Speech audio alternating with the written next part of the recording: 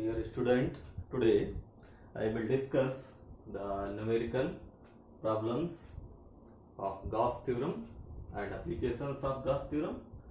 So first numerical, find the work done in bringing a charge Q from perpendicular distance R1 to R2, means R2 is greater than R1. Second numerical, a charge of 17.7 into 10 power minus 4 coulomb is distributed uniformly over a large sheet of area 200 meter. Calculate the electric field intensity at a distance 20 centimeter from its air, given epsilon naught 8.85 into 10 to power minus 12 coulomb square per Newton meter square. Next question. A system has two charge QA 2.5 into 10 power minus 7 coulomb and QB minus 2.5 into 10 power minus 7 coulomb located at point A 0, 0, 0,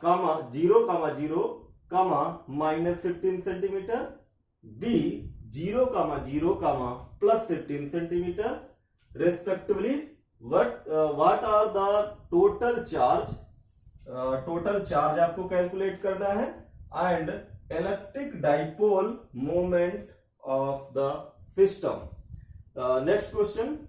An electric dipole with dipole moment 4 into 10 to power minus 4 coulomb into meter is aligned at 30 degree with the direction of uniform electric field 5 into 10 to power 4 Newton per coulomb.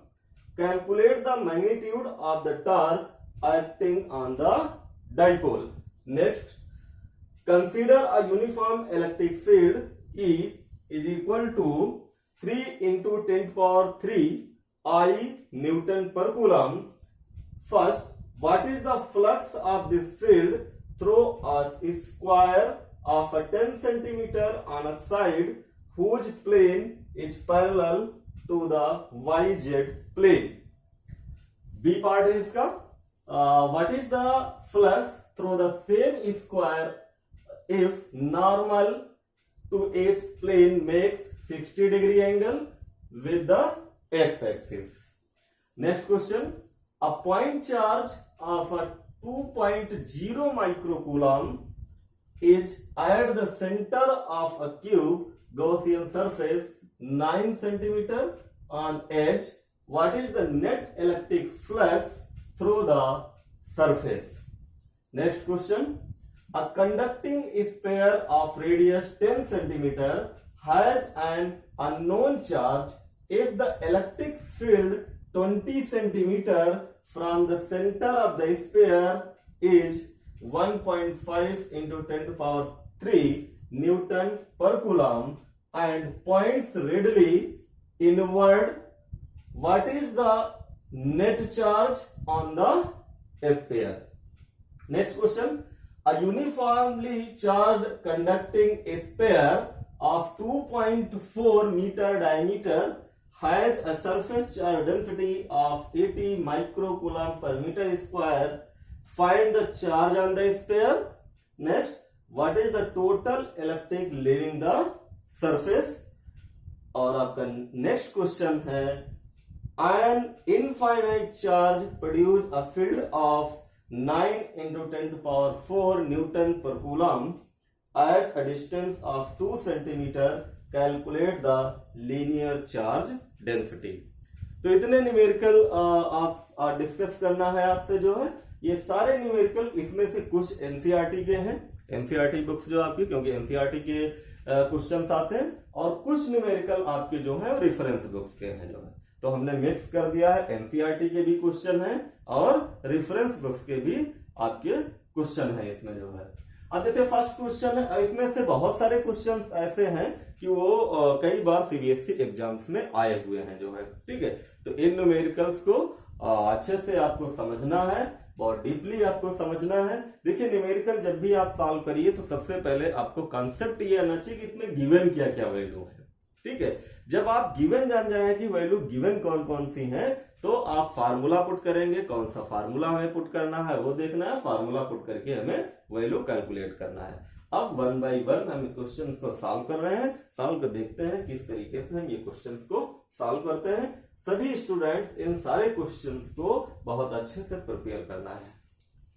तो मेरे हिसाब से सभी students in questions को लिख लेंगे copy में, और लिखने के बाद इनका सॉल्यूशन हम कर रहे हैं। सभी स्टूडेंट्स इसको वीडियो जो लेक्चर वीडियो है हमारा वो बहुत आराम से इसको देखेंगे, कैसे क्वेश्चंस हम सॉल्व करते हैं, प्रॉब्लम्स जो है न्यूमेरिकल प्रॉब्लम्स उनको कैसे सॉल्व करते हैं जो है। तो सभी स्टूडेंट्स कॉपी में ये सारे न्यूमेरिकल्स देख लेना। इसी बार इसलिए हमने इसको एक बार पढ़ के आपको बता दिया कि कौन कौन से न्यूमेरिकल है, किसमें क्या वैल्यू फाइंड आउट करनी है।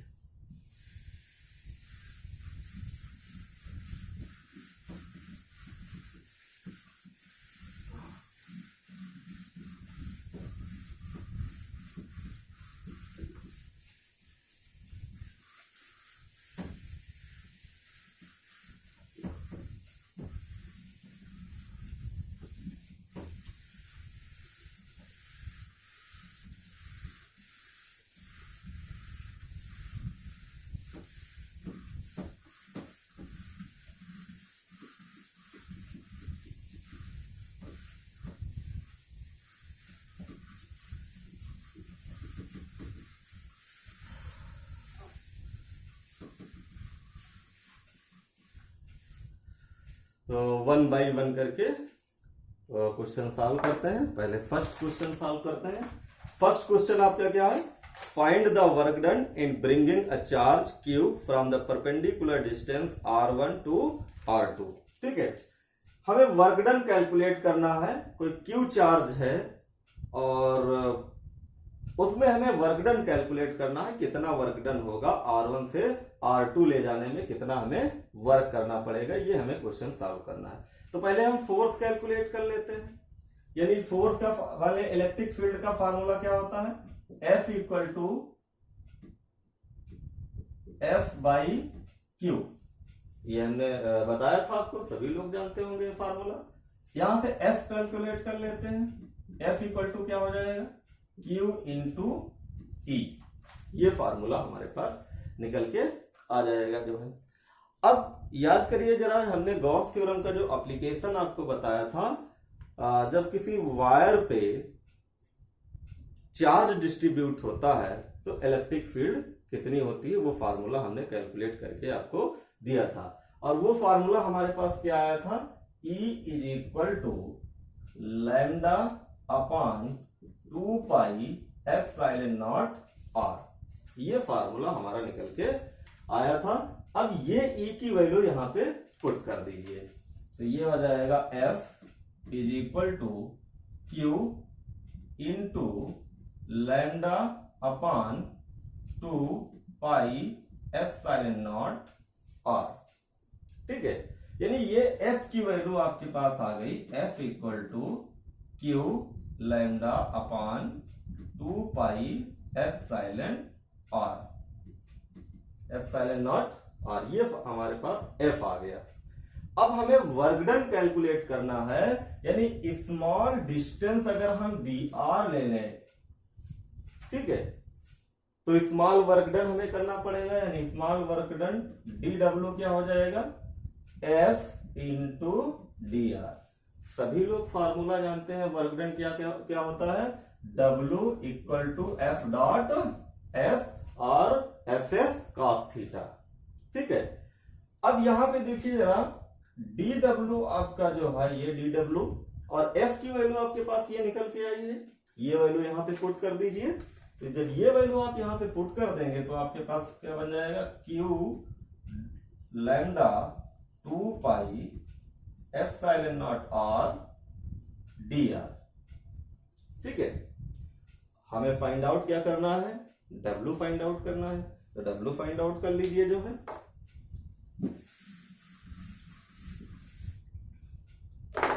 तो W इक्वल टू क्या हो जाएगा, integration Q lambda upon 2 pi epsilon naught R dr।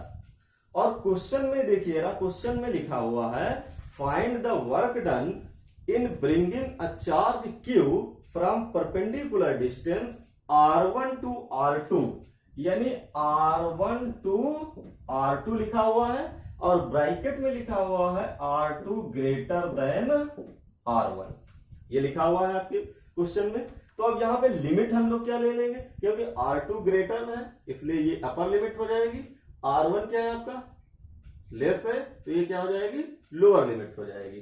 तो पुट करिए यहाँ पे R1 टू R2, ठीक है। अब इसको सॉल्व कर लीजिए, यानी W इक्वल टू ये कांस्टेंट ये कांस्टेंट ये कांस्टेंट बाहर ले लीजिए, Q lambda upon 2 pi epsilon naught integration R1 to R2 dr upon R, ये अपॉन R आएगा और ये dr यानी dr अपॉन R। अब मैथमेटिक्स के स्टूडेंट जानते होंगे dr अपॉन यानी इंटीग्रेशन क्या होगा इसका,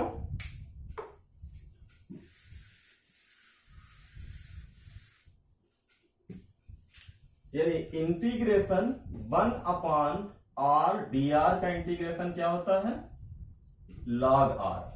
सभी लोग जानते हैं, मैथमेटिक्स के स्टूडेंट जानते होंगे इसका, जब 1 अपॉन x का इंटीग्रेशन करते थे तो log x आता था, तो इसका 1 अपॉन R का क्या हो जाएगा, log R आ जाएगा। तो ये यहाँ पे इंटीग्रेट कर दीजिए, तो जब इंटीग्रेट करेंगे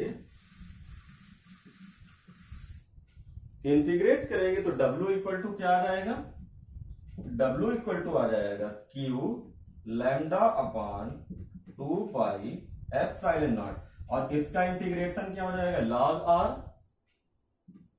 और लोअर लिमिट क्या है R1, अपर लिमिट क्या है R2।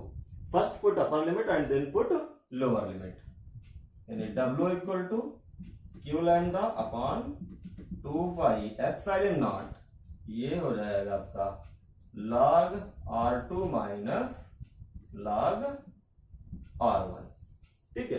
तो इसको हम लोग लिख सकते हैं W equal to Q lambda upon 2 pi epsilon naught log base E R2 upon R1, ठीक है। ये हमारे पास वर्क डन निकल के आ जाएगा, यानी इतना हमें वर्क करना पड़ेगा, किसी Q चार्ज को R1 से R2 ले जाने में इतना वर्क हमें करना पड़ेगा। और ये R2 अपॉन R1 कहां से आएगा, ये लॉग की जरा आइडेंटिटी होती है। लॉग की आइडेंटिटी क्या होती है, log m minus log n equal to क्या होता है, log m upon n, basically होता है, ठीक है। ये 10th क्लास में मैथमेटिक्स में पढ़े होंगे। लॉग का जो आइडेंटिटी होती है, 3 आइडेंटिटी होती है लॉग की, log m into n, log m by n, log m to power n, 3 identity होती है। उसमें से एक आइडेंटिटी ये है, इस आइडेंटिटी को हमने यहाँ पे यूज किया है जो है, ठीक है। तो मेरे हिसाब से सभी को समझ में आ गया होगा। बायो के जो स्टूडेंट शायद थोड़ा प्रॉब्लम हो, लेकिन हमने बहुत डीपली इसको आपको बता दिया कहाँ पे कौन सी हमने यूज किया है, तो समझने में आपको कोई दिक्कत नहीं होगी, ये बहुत इजीली आप समझ जाएंगे। तो एक क्वेश्चन हम सॉल्व हो गया जो है। अब नेक्स्ट क्वेश्चन की तरफ बढ़ते हैं।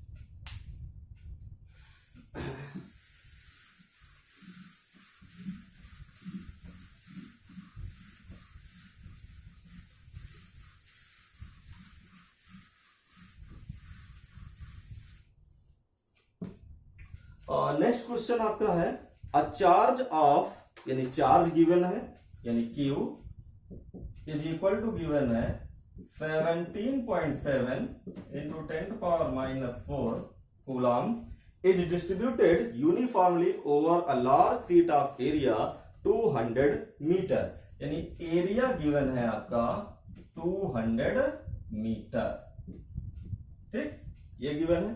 Calculate the electric field intensity at a distance 20 centimetre from it in area given, epsilon भी गिवन है, epsilon naught 8.85 into 10 to power minus 12 coulomb square newton metre square, और आर भी गिवन है, R equal to 20 metre centimetre metre में change करेंगे 2 metre. लेकिन इस are का यहाँ पे कोई वैल्यू नहीं है, इसकी जरूरत हमें नहीं है जो है, क्योंकि जो फार्मूला हमारा आया था जब हमने कैलकुलेट किया था इलेक्ट्रिक फील्ड जो है किसी प्लेन शीट की वजह से कैलकुलेट किया था, तो याद होगा फार्मूला हमारे पास निकल के आया था इंटेंसिटी ऑफ इलेक्ट्रिक फील्ड का equal to sigma upon 2f silent निकल के फार्मूला आया था।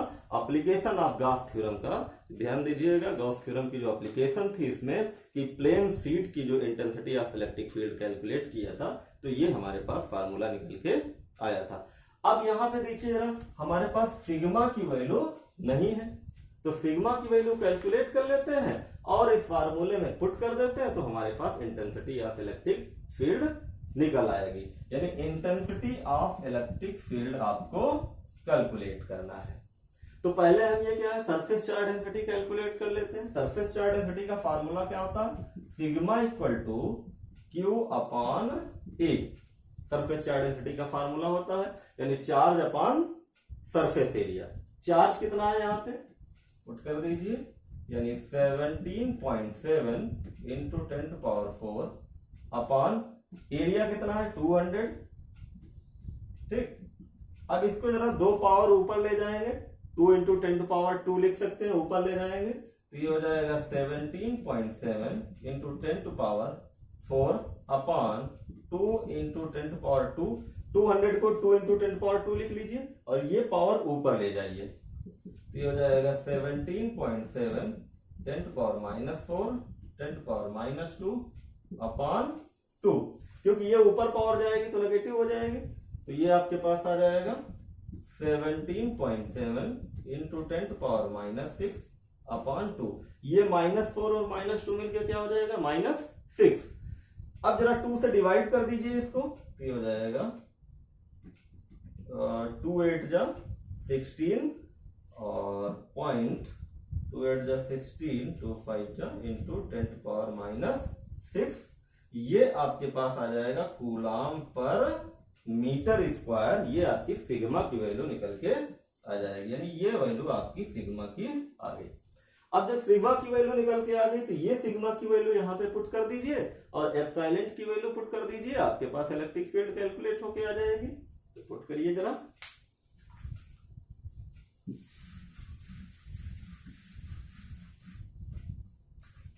तो इंटेंसिटी ऑफ इलेक्ट्रिक फील्ड क्या हो जाएगी, सिग्मा की वैल्यू कितनी आई है 8.85 इंटू 10⁻⁻6 और एप्सिलॉन नॉट की वैल्यू कितनी गिवन है, हमने आपको बताया था गिवन है इसमें एप्सिलॉन नॉट की वैल्यू। एप्सिलॉन नॉट की वैल्यू गिवन है 8.85 इंटू 10⁻⁻12।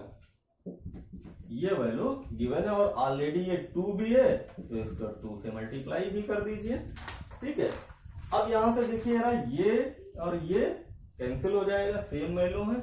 और ये जो आपकी 10⁻⁻12 है ये न्यूमरेटर में ले जाइए, तो ये हो जाएगा 10⁻⁻6 इंटू 10⁻12 अपॉन 2।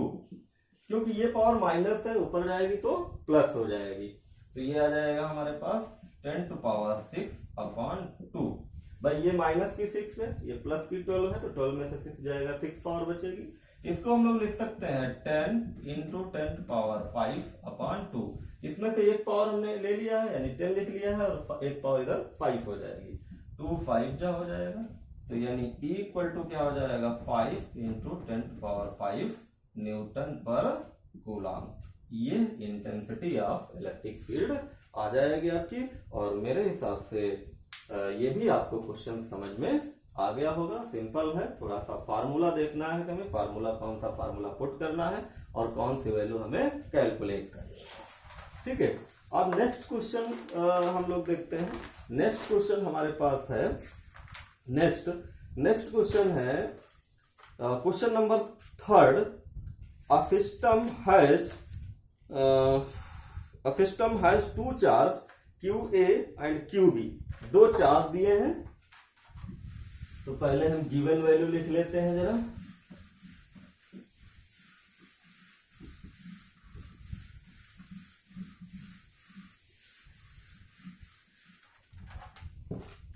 गिवन वैल्यू लिख लेते हैं क्वेश्चन नंबर 3। 3 है आपका। A system has two charge QA equal to दिया हुआ है 2.5 इंटू 10 टू पावर -7 कूलम, और QB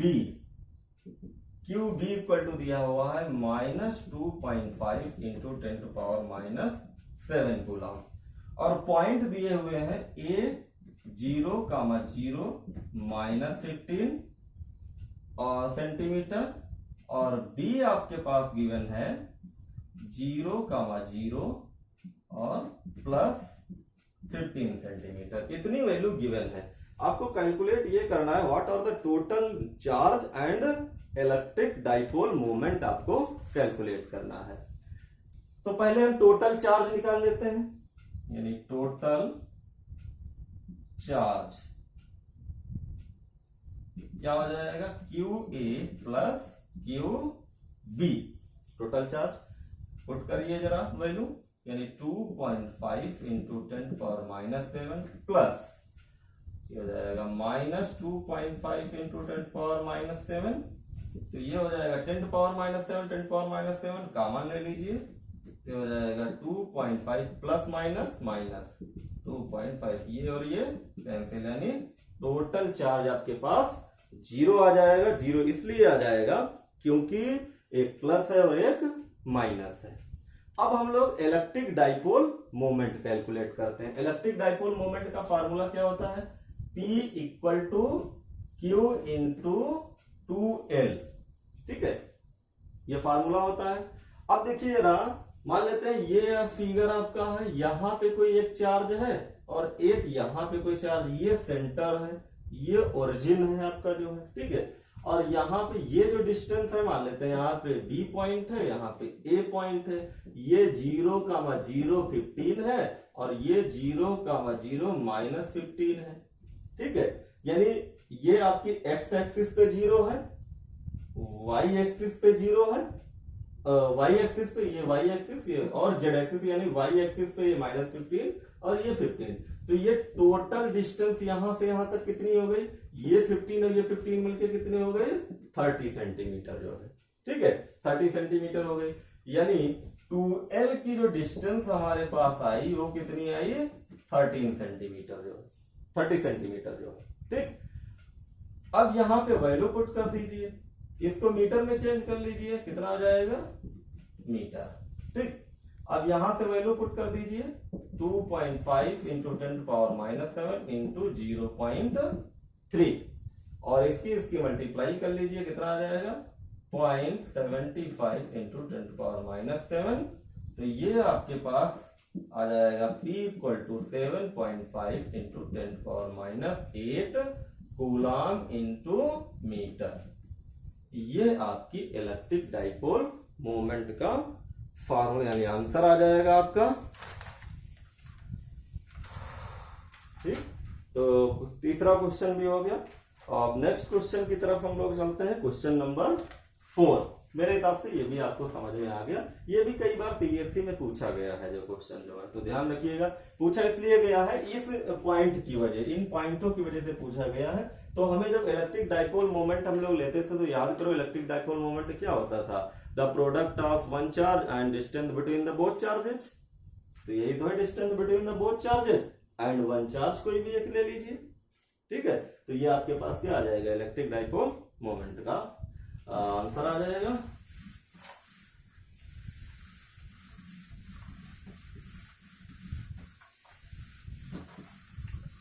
नेक्स्ट क्वेश्चन देखिएगा, अगला क्वेश्चन है क्वेश्चन नंबर 4। क्वेश्चन नंबर 4 है आपका, an electric dipole with dipole moment, यानी डाइपोल मोमेंट आपका दिया हुआ है P दिया हुआ है 4 इंटू 10 टू पावर -9, ये दिया हुआ कूलम इंटू मीटर, ठीक, कूलम इंटू मीटर दिया हुआ है, और एंगल दिया हुआ है theta equal to 30 degree with the direction of uniform electric field, यानी कैपिटल E की वैल्यू गिवन है आपके पास 5 इंटू 10 पावर 4 न्यूटन पर coulomb. Calculate the magnitude and the torque acting on the dipole, यानी आपको टॉर्क का मैग्नीट्यूड कैलकुलेट करना है आपका, ठीक है। Calculate the magnitude of the torque acting on the dipole, यानी टॉर्क आपको कैलकुलेट करना है। तो टॉर्क का फॉर्मूला हमने क्या बताया था, T tau equal to TE sine theta, TE sine theta हमने फॉर्मूला बताया था टॉर्क का जो है। अब जब टॉर्क का ये फॉर्मूला, तो वैल्यू पुट कर दीजिए। तो वैल्यू जब पुट करेंगे, पी की वैल्यू क्या है 4 इंटू 10⁻⁹, ई की वैल्यू क्या है हमारे पास 5 इंटू 10⁴ इंटू साइन 30, और साइन 30 की वैल्यू मेरे हिसाब से सभी लोग जानते हो क्या होती है 1/2। तो पुट कर दीजिए 4 इंटू 10⁻⁹, 5 इंटू 10⁻⁴ इंटू 1/2, 2 से कैंसल हो जाएगा, तो ये हो जाएगा 5 2 जा 10 इंटू 10 ये कितना आ जाएगा, ये प्लस पावर है, ये हो जाएगा माइनस का 5, तो ये हो जाएगा 1 इंटू 10⁻⁴, ये हमारे पास निकल के टाउ की वैल्यू आ जाएगी, ठीक है। न्यूटन इंटू मीटर इसका यूनिट होता है, वो भी लिख दीजिएगा टॉर्क का जो है। अब हम अगले क्वेश्चन की तरफ चलते हैं जरा। नेक्स्ट क्वेश्चन है आपका क्वेश्चन नंबर 5। क्वेश्चन नंबर 5 है आपका, जरा देखिए।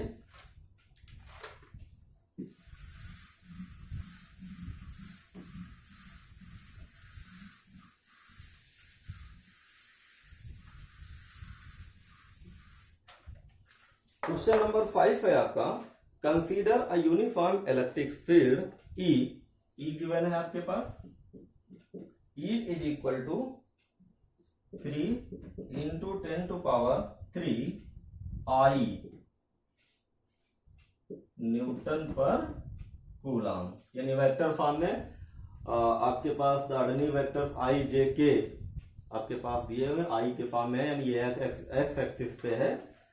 और इसके बाद कुछ कैलकुलेट आपको करना है, what is the flux of this field through a square of 10 centimetre, यानी एरिया आपका दिया हुआ है, मान लेते हैं एक साइड दी हुई है, through a square of 10 centimetre on side whose plane is parallel to the YZ plane, यानी एरिया आपका हो जाएगा 10 का स्क्वायर, और ये सेंटीमीटर में वैल्यू है, तो इसको मीटर में चेंज कर लेंगे, यानी क्या आ जाएगी हमारे पास मीटर में 0.1 आ जाएगी, तो ये हो जाएगा 0.01 मीटर स्क्वायर, साइड दी हुई है उसमें, ठीक।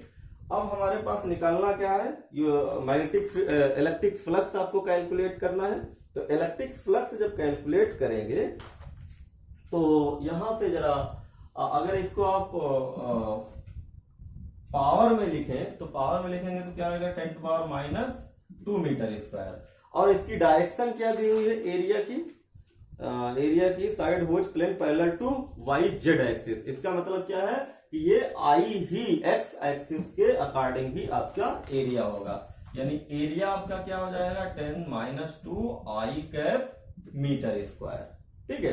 अब फ्लक्स आपको निकालना है, यानी इलेक्ट्रिक फ्लक्स फाई क्या होता है E डॉट A, ठीक है।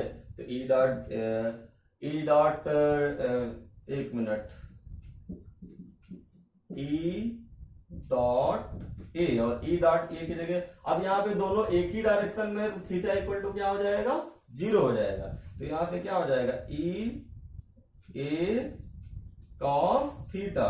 तो E की वैल्यू कितनी है हमारे पास, ये है, पुट कर दीजिए 3 इंटू 10⁻³ इंटू I भी I रख दीजिए, डॉट ये हो जाएगा E A 10 into -2 into I into cos, और cos थीटा की वैल्यू क्या है 0, यानी 1 हो जाएगी। I डॉट I क्या होता है 1, और इसकी मल्टीप्लाई कर लीजिए, तो ये हो जाएगा 3 इंटू 10, ये पावर प्लस है, ये पावर माइनस है, तो 10 हो जाएगा, तो कितना आ जाएगा ये 30 आपके पास वैल्यू कैलकुलेट होके आ जाएगी। और इसका यूनिट क्या होता है, न्यूटन पर मीटर स्क्वायर इंटू कूलम, आपके पास निकल के आ जाएगा। ये इलेक्ट्रिक फ्लक्स है, न्यूटन मीटर स्क्वायर पर कूलम, ये इसका यूनिट होता है इलेक्ट्रिक फ्लक्स का जो है। ठीक, और फिर और हमें क्या कैलकुलेट करना है,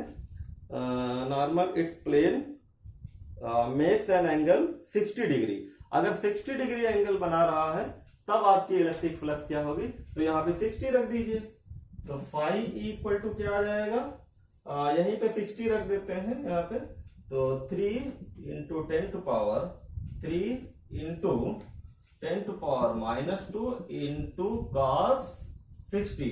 और cos 60 की वैल्यू शायद सभी लोग जानते हैं कितनी होती है, 1/2। तो पुट करिए 3 इंटू 10, ये पावर प्लस की ये माइनस की, तो घट जाएगी पावर, इंटू 1/2, 2 5 यानी 15 न्यूटन मीटर स्क्वायर पर कूलम आपका आंसर आ जाएगा।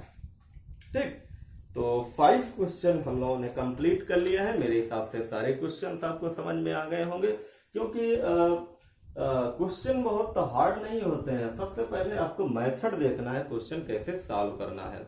और क्वेश्चन तभी आप सॉल्व कर पाएंगे जब आप पहले क्वेश्चंस को पढ़िए, न्यूमेरिकल्स जो भी हैं, और उसमें जो गिवन वैल्यू हैं उनको आप रखिए, और गिवन वैल्यू रखने के बाद आप उनको सॉल्व करिए, फार्मूला पुट करिए, तो आसानी से आपका क्वेश्चन सॉल्व हो जाएगा जो है। अब हमारे पास नेक्स्ट क्वेश्चन है, a point charge of 2 microcoulomb is at a center of a cube of a Gaussian surface 9 centimeter on edge. What is the net electric flux through the surface? तो बहुत simple सा question है ये।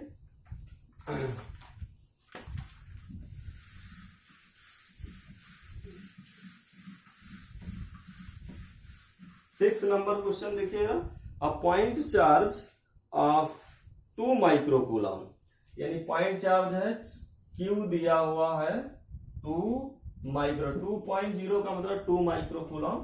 इसको coulomb में change करिए, यानी 2 into 10⁻⁶ coulomb at the centre of cube Gaussian surface of 10 centimetre of edge, यानी